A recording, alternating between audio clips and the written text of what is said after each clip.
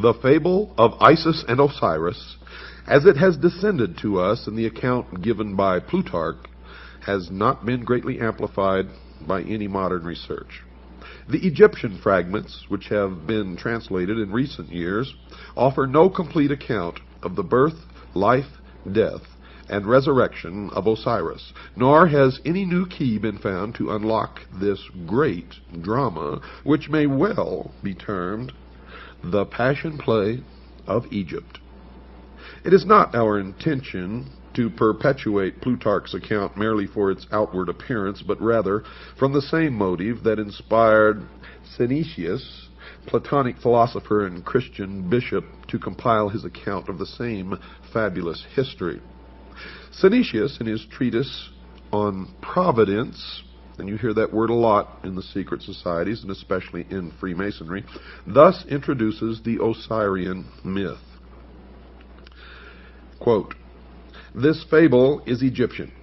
The Egyptians transcend in wisdom. Perhaps, therefore, this also being a fable obscurely signifies something more than a fable, because it is Egyptian.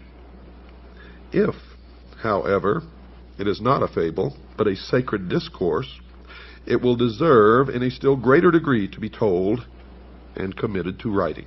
Unquote. In presenting a summary of Plutarch's account, I am omitting nothing which could in any way be regarded as relevant.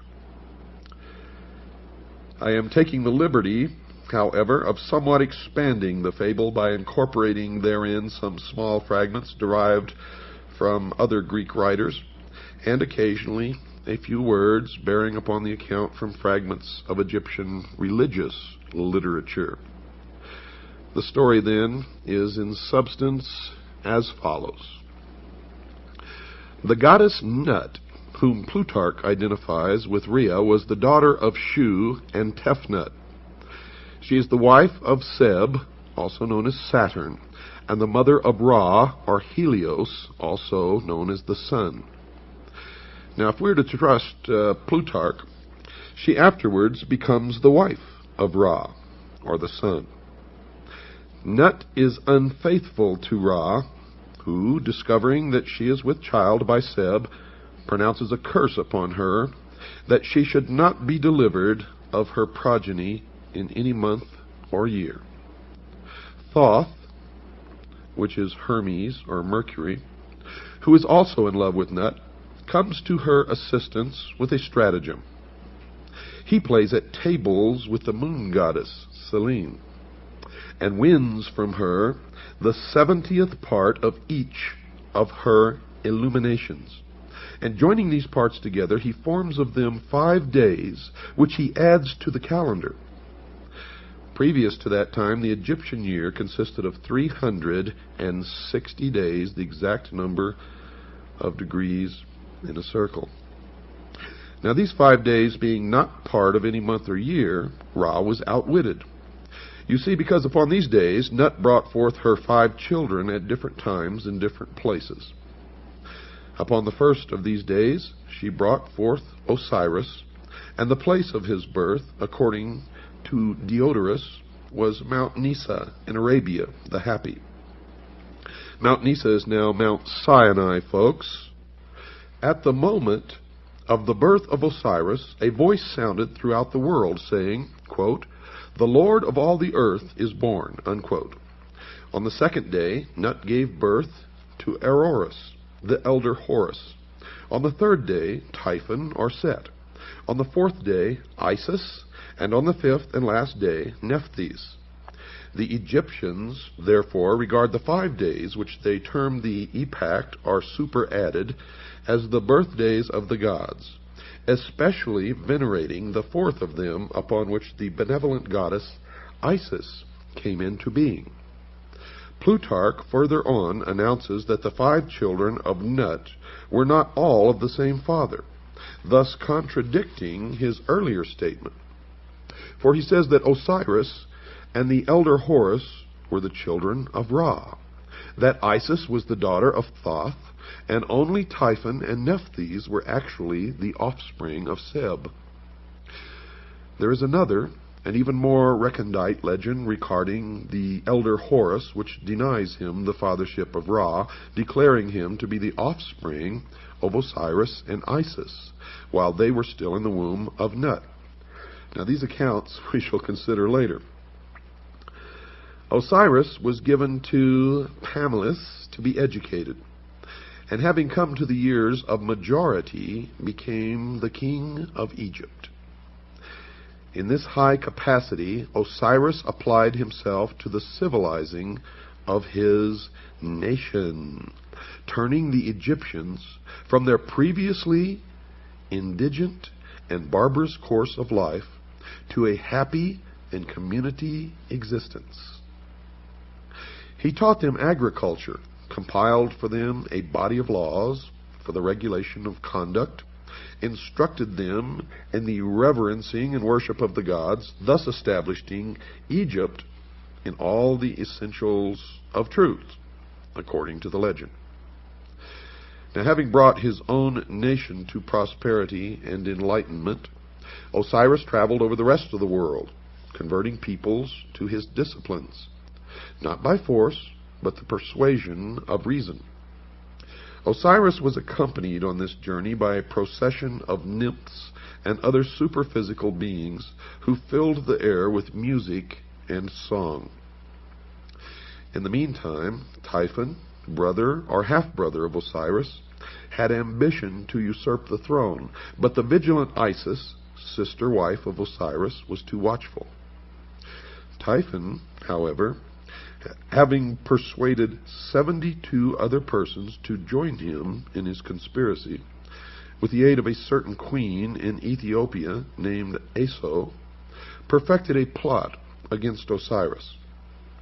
He fashioned a chest exactly to the measurement of the body of Osiris, which chest he caused to be brought into the banquet hall, where the princes of Egypt were feasting their king's return. Typhon, simulating jest, promised this elaborately ornamented box to the one whose body, upon trial, most nearly fitted it. Now each of the princes in turn lay down in the box, but each was too short or too tall, until last of all Osiris himself lay down in it.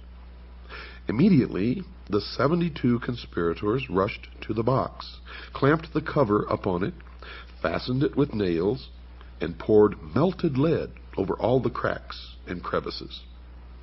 After this, they carried the chest to the bank of the Nile and cast it into the river where it joins the sea.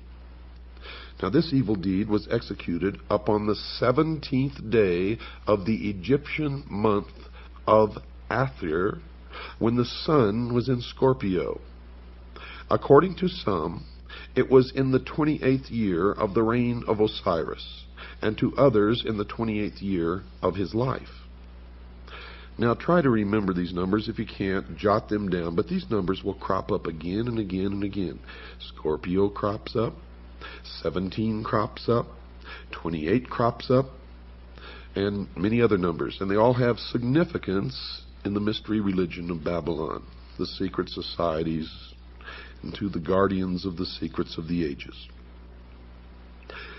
As soon as Isis received word of this crime, she cut off one of the locks of her hair and put on the mourning apparel of widowhood, for which reason the spot where she did this was afterwards called Koptos.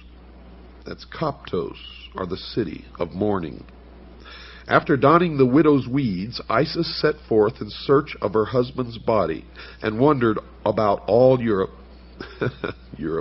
wandered about all Egypt, asking all with whom she came in contact. You see, I may be back here in the United States, but a lot of my thoughts, folks, are still in Europe. Finally, some children who had been at play told Isis that they had seen the accomplices of Typhon carrying the chest to the Nile. For that reason, Egyptians regard the words of children as oracular and pay great attention to them.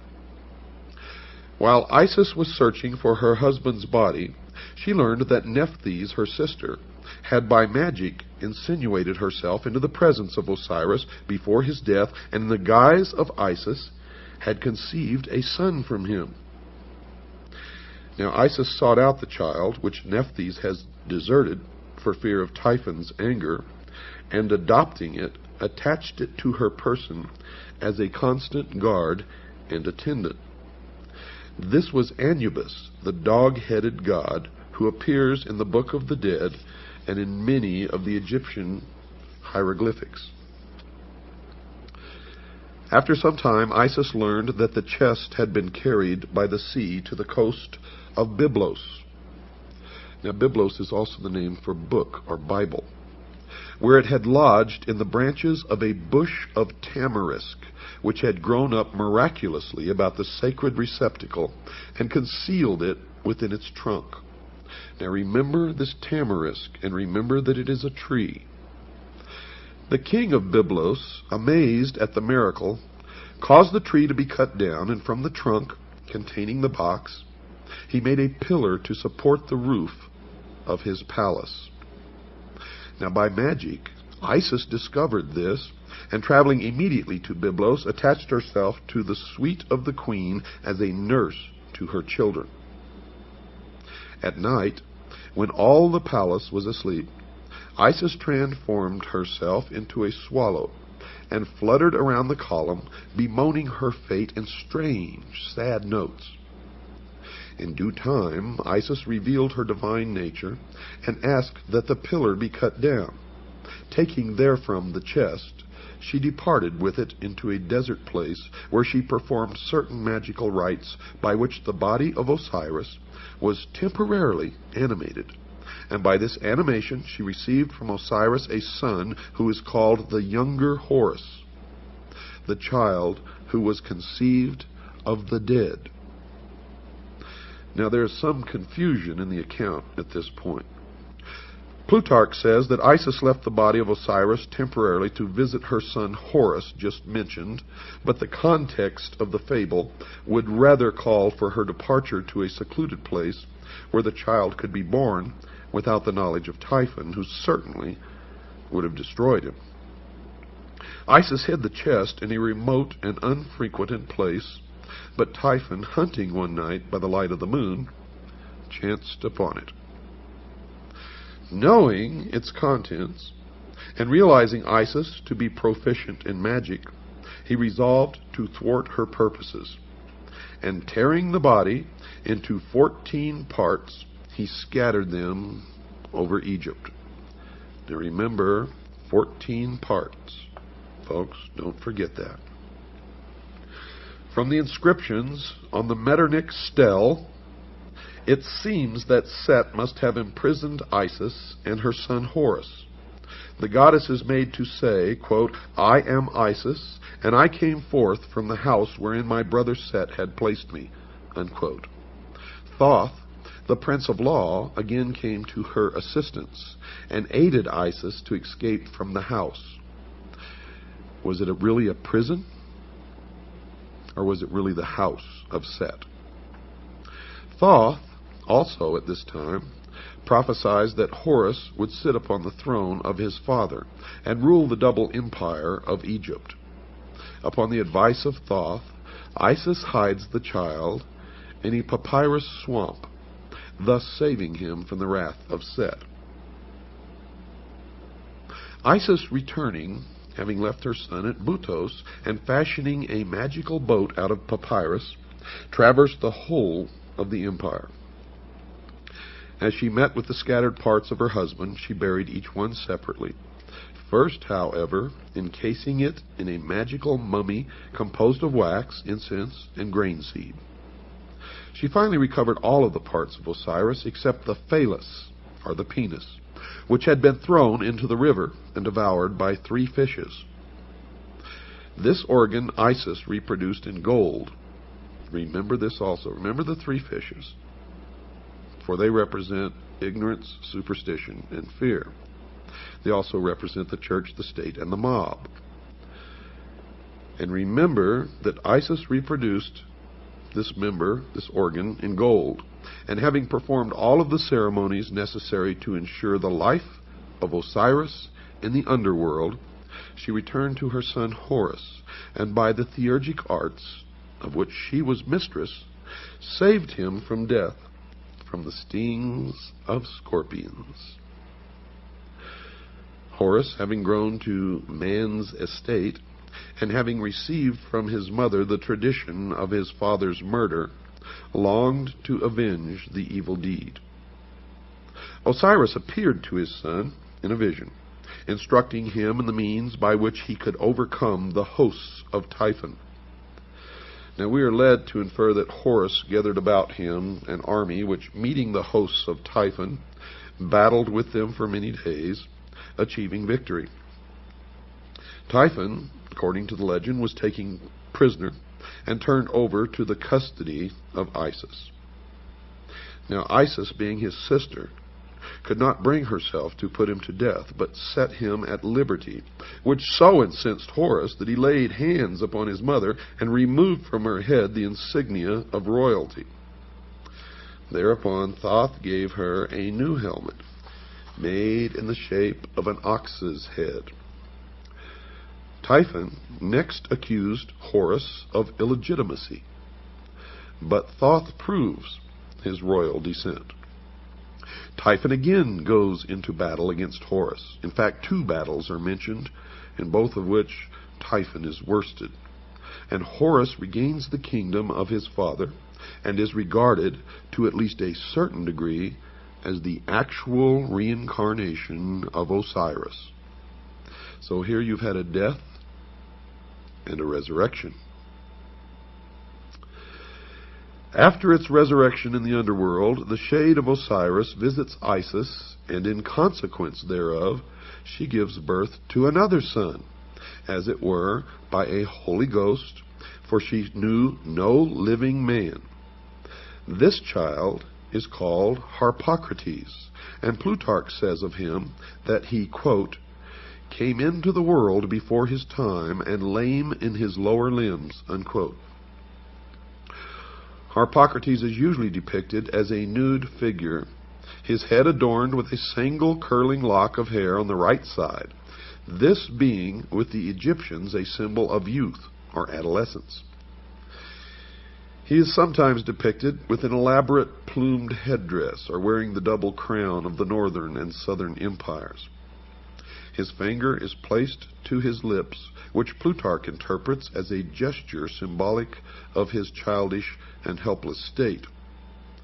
The Greeks and Romans, however, considered this gesture to be a symbol for silence or secrecy, and from this has arisen the custom of placing the finger to the lips as a motion for quietness and secrecy, and we do it today.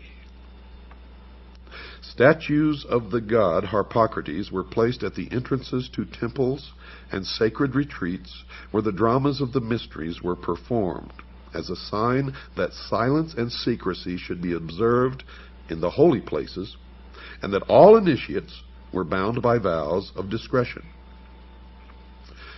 Harpocrates is also sometimes shown standing, and at other times he is depicted seated on the blossom of a lotus, just like Buddha. Although he is usually figured with childish immaturity of body, the imperfection of his lower limbs, as described by Plutarch, is not apparent in any of the Egyptian drawings. It therefore seems that the statements concerning this deformity should be more carefully examined. Samuel Squire, whose translation of Plutarch's Isis and Osiris, made in 1744, is still the most often quoted by Egyptologists. Well, he states definitely, quote, lame in his lower limbs. G.R.S. Mead translated the same essay much later and gives a slightly different rendering of Plutarch's words. Mr. Mead says, quote, weak in his limbs from below upwards, unquote. This difference in wording, though slight, may have an unexpected significance. You see, there's some general information contained in Synesius's treatise on Providence that should be included in this Osirian epic.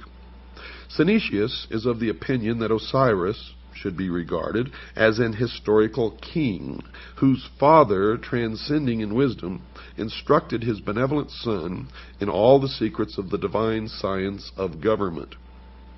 Synesius is moved to this conclusion by a desire to keep all speculation within the sphere of the reasonable. The Platonist bishop seems to have derived much of his account from origins foreign to Plutarch's treatise, or possibly he interpreted differently the restrictions imposed by his vows. Synesius, a prudent and conscientious author, wary of myths and fables, and exhibiting a truly Platonic conservativeness in his handling of subject matter, yet Synesius was beyond question a deeply religious philosopher and an initiate of pagan mysteries prior to his conversion to the Christian faith, and therefore may have hidden the true meaning of the fable. Thomas Taylor is of the mind that the treatise on Providence was written while Synesius was still a votary of pagan mysteries. Now, if so, the writing is unbiased and trustworthy and presents a fair picture of the mystical traditions of the Egyptians interpreted in terms of Platonic metaphysics, but only the exoteric would be allowed to be seen by the profane. Synesius inserts into his narrative a considerable description of the various character of Osiris, which he sharply contrasts with the vice-ridden nature of Typhon. He also explains in detail the process of election by which Osiris came to the throne of Egypt. The electional ceremony, as described by Synesius, is evidently itself a fragment from some secret ritual relating to the installation of a hierophant of the mysteries. Next, Osiris receives from his father an elaborate dissertation in the Platonic temper concerning the relative power of good and evil, in which he is fully warned against the machinations of Typhon. Possibly the most important sentence in Synesius's treatise occurs during this dissertation. The father of Osiris is made to say to his son, quote, "You also have been initiated in those mysteries in which there are two pair of eyes, and it is requisite that the pair which are beneath should be closed, when the pair that are above them perceive, and when the pair above are closed, those which are beneath should be opened," unquote. Now, these words unquestionably have an arcane meaning and are incorporated into the narrative that the true significance of the whole Osirian cycle might not be entirely obscured. And I can tell you that the meaning, folks, is that the eyes above are the exoteric meant for the outer world, for the profane, and the eyes below are the esoteric meant for the initiate, the adept, the priest of the mystery schools only. Synesius does not describe the death of Osiris, but merely reports his vanishment and final restoration to the throne. In the latter part of the story, there was also introduced a certain philosopher who was a stranger in Egypt. This philosopher predicts the fall of Typhon and is an eyewitness to the recrowning of Osiris. Synesius says of this philosopher, quote, "He likewise then learned some particulars about Osiris which would shortly happen, and others which would take place at some greater distance of time, viz., when the boy Horus would choose as his associate in battle a wolf instead of a lion. But who the wolf is a sacred narration, which it is not holy to divulge even in the form of a fable," unquote. Well, the lion, we know, has always been of the tribe of Judah. Such is the amazing tradition of the good king Osiris, the first victim, the first mummy, and the first resurrection. He dies and is born again in three forms. First, as god of the underworld, where he rules the justified dead. Second, as the younger Horus, in whose form he battles for his own honor. And third, as Harpocrates, the silent child.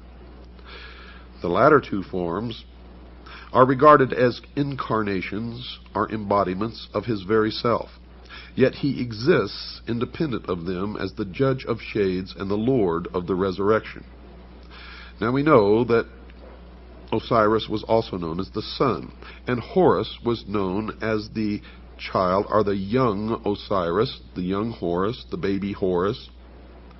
So after the sun set in the west, when it rose the next morning, it rose as the young Horus, and as it went across the sky, it became Osiris and then the elder. But in the legends, it's differently at different times Osiris or Horus. Horus the younger, Horus at his peak strength at noon, and Horus the elder. It is also Osiris. So you see that these figures intermingle in the legend, but it all has meaning, and it will all be clear to you at a later time. Now, just because you don't understand some of this and you may be a little lost, don't worry, it will come together. Don't miss one single word of this series of episodes of the Hour of the Time. If you do, I can guarantee you will regret it for the rest of your life. We're going to stop right now, folks. We have to take a break. I will be back right after this very short pause. Nearly all writers attempting an interpretation of the Osirian cycle have recourse to Plutarch. It has seemingly never occurred to Egyptologists that this eminent priest of Delphi might have purposely confused or distorted the fable, or, if not that, might certainly have misdirected the attention of the reader from relevant to irrelevant explanations. Two factors must certainly be taken into consideration when reading Plutarch. First, he was an initiated priest of the mysteries. Of this there can be no doubt. For he himself says, quote, "For the mystic symbols are well known to us who belong to the brotherhood," unquote. And in those days it was known as the Brotherhood of the Snake, and those who possessed the knowledge of the secrets of the ages wore the symbol of the snake on their headdress. And in the Egyptian hieroglyphics, you can see the members of the mystery religion of Babylon in the hieroglyphics as they wore the snake on the front of their forehead. It should be evident to everybody that as an initiate, Plutarch would not have unveiled the secret meaning of the Osirian myth, and I found that to be absolutely true. No man of his priestly station or philosophic mind who so greatly venerated the gods as to attach himself to their service would have been guilty of the impiety of profaning their mysteries, and he would not have violated his oath of secrecy. Furthermore, had his treatise actually exposed any of the secrets of the rites, he would most probably have perished miserably, or at least been publicly disgraced. These evils not descending upon him, we must suppose that his book was regarded as harmless and for our purpose, therefore, at least not directly informative. The second factor which gravitates against the likelihood of Plutarch's interpretations being correct is the condition of Egyptian metaphysics in the 1st century after Christ. If, as Budge maintains, the Egyptians themselves were unaware of the meaning of the word Osiris long prior to the Christian era, into what decay had the old rites fallen even prior to the Ptolemaic period? Now, Pluto based his accounts upon popular traditions. They were most certainly inaccurate, and it is not impossible that even the priests themselves were for the most part ignorant of the origins of their doctrine. It should not be inferred, folks, from the general literature available concerning this Osirian cycle and the mysteries, that all of the priests were themselves initiates of a high order. Only a small part of them ever actually received the greater secrets of their order. For the rest, rite and ritual suffered. And it's the same today.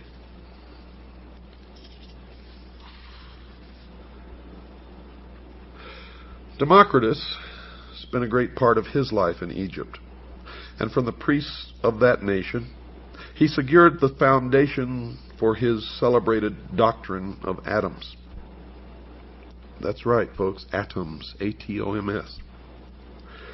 A doctrine which has survived as a scientific fact to this day. From all these different philosophers who visited Egypt, we shall secure a better estimation of the profundity of Egyptian learning than from even the Egyptian writings themselves.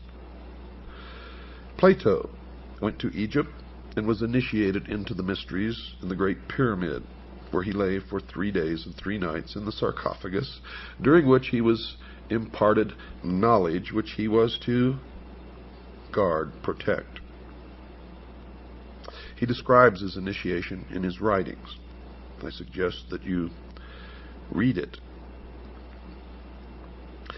If we can assume the pragmatic viewpoint that the substance of matter is to be determined from its consequences, then we must indeed highly reverence the wisdom of the Egyptians. For it seems that first among the consequences of that wisdom is civilization itself. That cannot be doubted. Civilization is no fable, nor is it a progeny of myths, but that which is real and substantial. And it bears witness to a profound and superior wisdom, which must have existed over a great period of time, and have been communicated to at least a privileged few since the very beginning of man's cultural impulse. Now we can also take the example of Pythagoras, the great philosopher, while a youth, if we may credit Iamblichus, associated himself with Thales of Miletus, from whom he gained a considerable knowledge of the mysteries. Thales, being at that time of great age and infirm body, apologized for his incomplete understanding of the sacred doctrines and urged Pythagoras to visit Egypt, the motherland of wisdom as it was called in those days. Iamblichus wrote that Thales confessed that his own reputation for wisdom was derived from the instruction of these priests, but that he was neither naturally nor by exercise endued with those excellent prerogatives which were so visibly displayed in the person of Pythagoras. Thales therefore gladly announced to Pythagoras, from all these circumstances, that he would become the wisest and most divine of all men if he associated with these Egyptian priests. Iamblichus then describes the journey which Pythagoras made to Egypt, how en route he was initiated into the mysteries of several nations, and at last, arriving at his destination, was received by the Egyptian priests with respect and affection. He associated with the Egyptian philosophers for some time, and after demonstrating by his sincerity and consecration that he was worthy to associate with the initiated, he was at last admitted into the secrets of their orders. Quote, "He spent, therefore," observes Iamblichus, 22 years in Egypt, and the adyta of temples, astronomizing and geometrizing, and was initiated, not in a superficial or casual manner, in all the mysteries of the gods. Pythagoras must be acknowledged among the first of those divine men to whom the race is indebted for the principles of science, art, and philosophy. And are we to presume that so noble an intellect could have spent 22 years pursuing fabulous shadows in Egyptian crypts? If, as some have asserted, Osiris signified merely the Nile, and Isis the black earth rendered fertile by its inundation, could such a fable have so greatly stimulated the admiration of Pythagoras that he would have spent a score of years in the assimilation of the idea? I don't think so.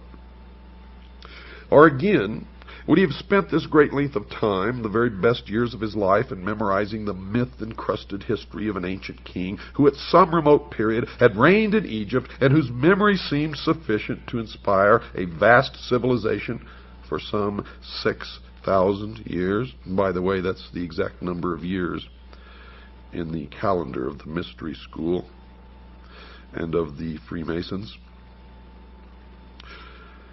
Or would he approach the matter from another of these explanations? Would Pythagoras have pounded himself for a score of years against the walls of Memphis and find himself fully rewarded by being informed with bated breath by some archimagus that Isis is the dog star? I think not. It's not impossible that in the course of its long and illustrious history, folks, Egypt devised many opinions relative to her sacred myths, but no such explanation as involved Egypt alone, her histories, her heroes, or her agricultural problems, could have caused illustrious men from all parts of the world to have visited her in quest of essential wisdom, the central core of which is the myth of Osiris, Isis, and Horus, known as the Osirian cycle. The Nile meant nothing to the Greeks, who cared little whether it rose or fell. The sneezing you hear in the background is my dog Sugar Bear, who always accompanies me into the studio to do these programs. Not Egypt, but the Umbos of Delphi was the center of their universe in Greece, and local fables derived from Egypt's 42 gnomes could never have won for the double empire its illustrious reputation as patron of all learning, human and divine. So we must look deeper. And look deeper we did, folks, and what we found is amazing.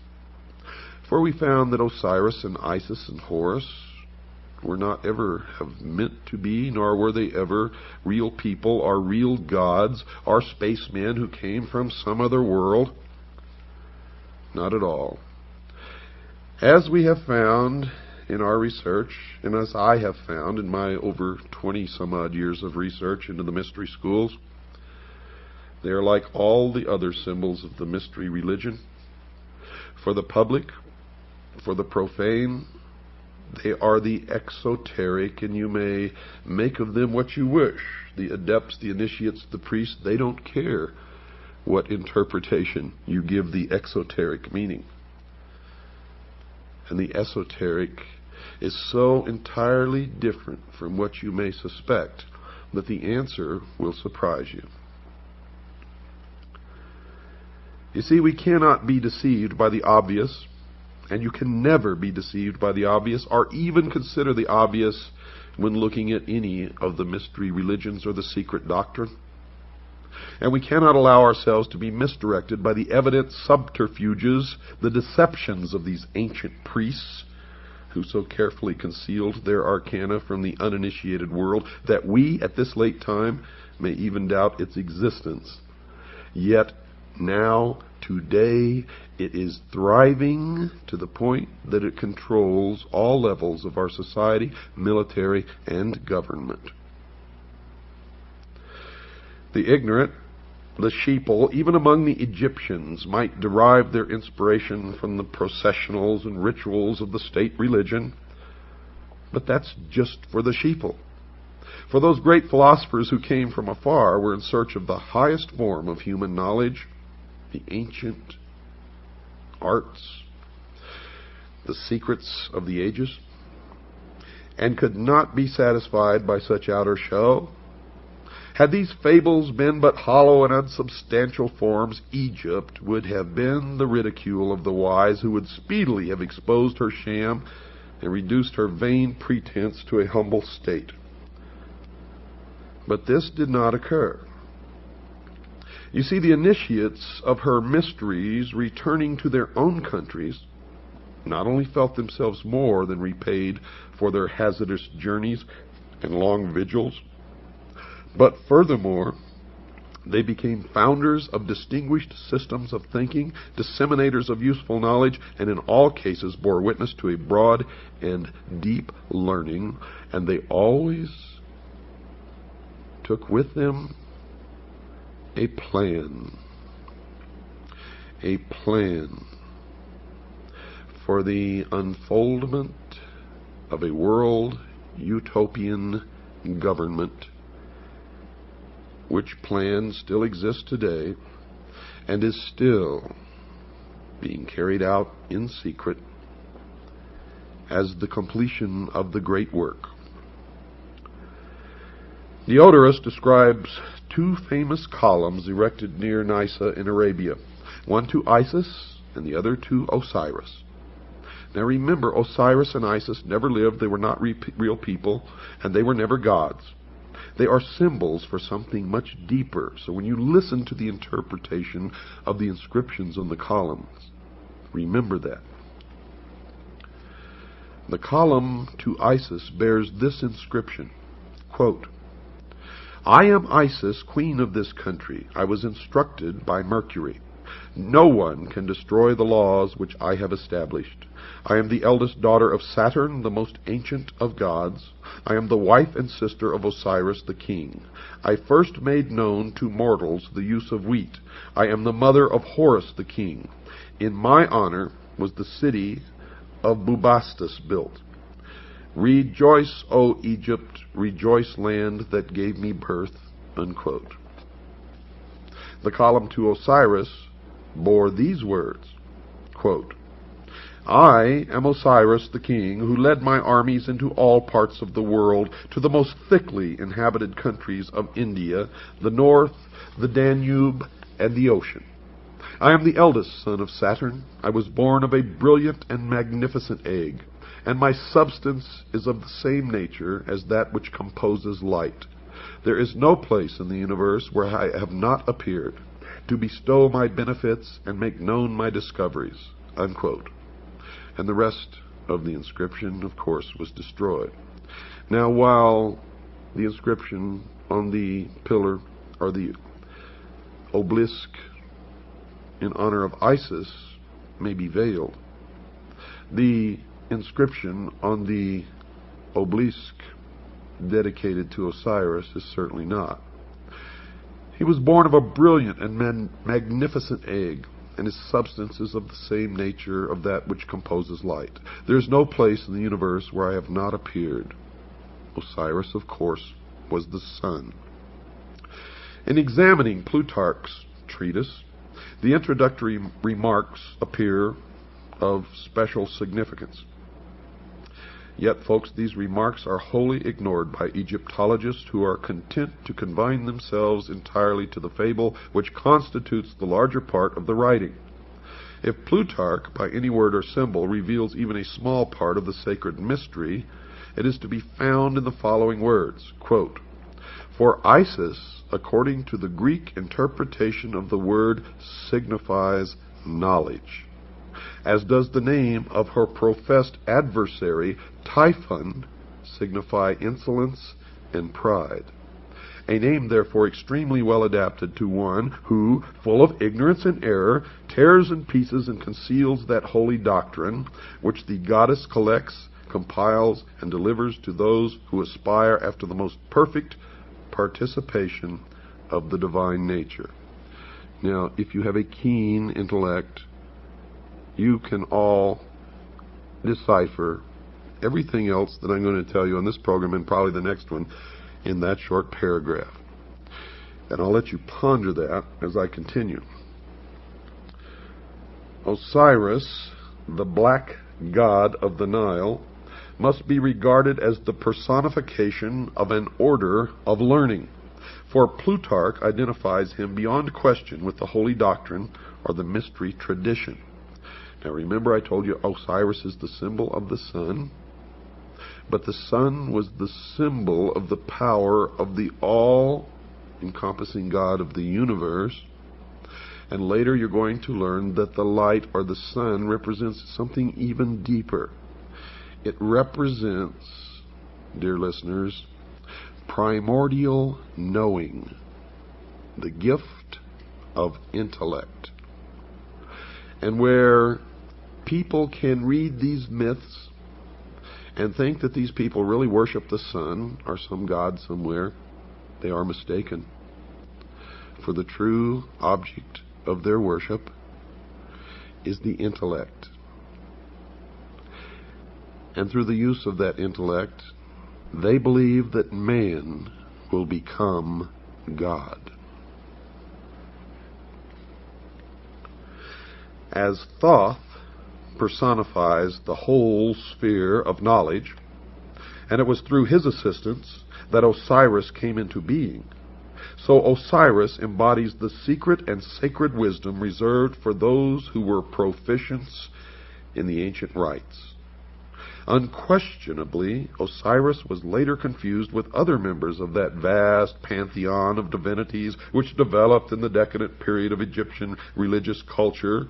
But to the elect, the initiate, the adept, the priest, he represented to the end primordial knowing, that utter realization of truth, undefiled by intellection, unlimited by any mortal procedure, uncircumscribed by the limitation of thinking.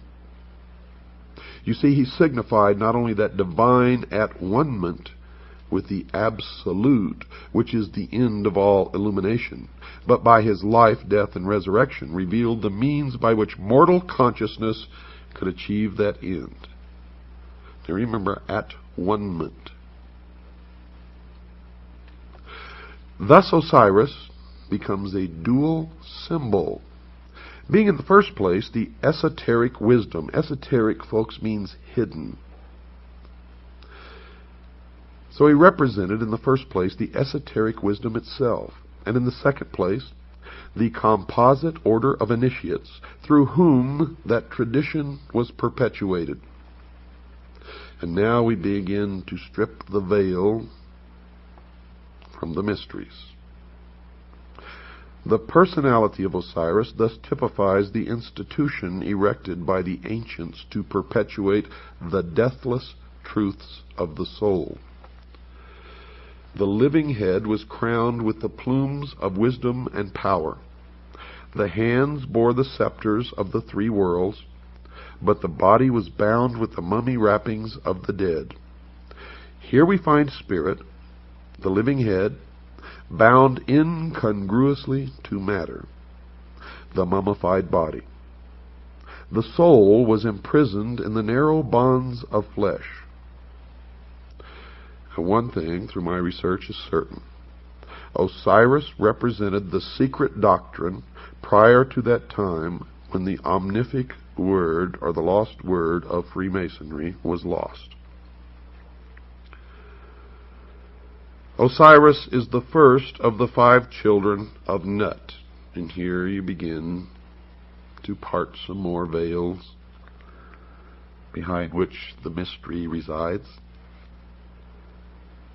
He therefore corresponds with the first of the 5 divine kings of China and the 5 exoterically known Dhyana Buddhas of Lamaism. The 5 children of Nut are the 5 continents which have appeared upon the earth, and the 5 races which have populated these continents. Osiris is the primitive revelation of the first race. But as Isis was born upon the 4th day, we find this tradition coming into Egypt through the Atlantean mystery school, of which Isis is the symbol, and you will find at the base of all of these things Atlantis.